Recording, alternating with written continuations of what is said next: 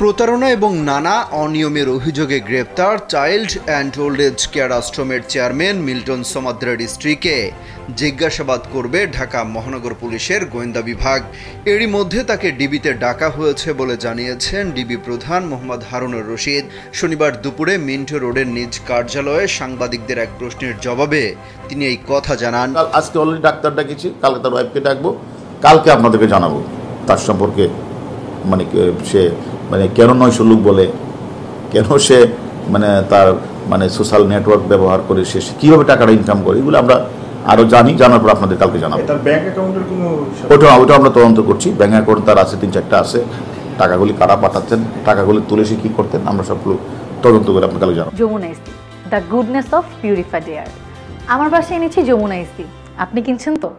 হারুনুর রশিদ বলেন, মিল্টন সমাদ্দার রিমান্ডে রয়েছেন। তার বিরুদ্ধে যেসব অভিযোগ রয়েছে সেসব বিষয়ে তাকে জিজ্ঞাসাবাদ করা হচ্ছে। তার আশ্রমের বিভিন্ন অনিয়ম দুর্নীতির বিষয়ে মিল্টনের স্ত্রীকে রোববার দুপুরে ডিবিতে ডাকা হয়েছে। রাজধানীর মিরপুর থেকে গত বুধবার রাতে মিল্টন সমাদ্দারকে গ্রেপ্তার করে ঢাকা মহানগর গোয়েন্দা পুলিশের মিরপুর জোনের টিম। তার বিরুদ্ধে এরই মধ্যে মিরপুর মডেল থানায় 3টি মামলা করা হয়েছে। আরও কয়েকটি মামলার প্রস্তুতি চলছে। গত বৃহস্পতিবার মিল্টনকে ঢাকার চিফ মেট্রোপলিটন ম্যাজিস্ট্রেট আদালতে হাজির করে পুলিশ। Child and old age care আশ্রমে জাল মৃত্যু সনদ দেওয়ার অভিযোগে করা মামলায় তার 3 দিনের রিমান্ড মঞ্জুর করেছেন আদালত।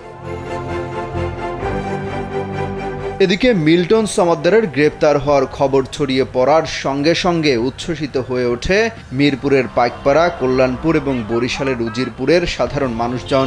এছাড়া বুধবার রাতে রাজধানীতে আনন্দ মিছিল করে বাংলাদেশ মুক্তিযুদ্ধ মঞ্চ নামের একটি সংগঠন। গ্রেপ্তারের পর থেকেই ভুক্তভোগীদের অনেকেই মিল্টন সমাদ্দারের বিরুদ্ধে মুখ খুলতে শুরু করেছেন।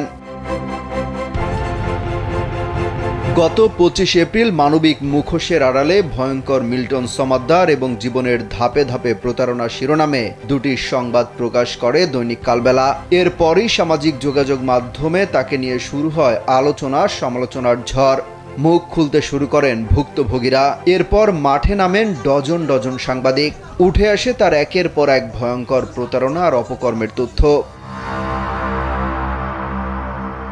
সামাজিক যোগাযোগ মাধ্যম ফেসবুকে 1,60,00,000-এর বেশি অনুসারী রয়েছে মিল্টন সমাদ্দারের।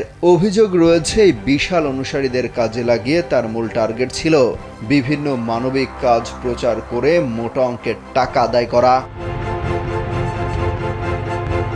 অমিত হাসান রবিন, কালবেলা।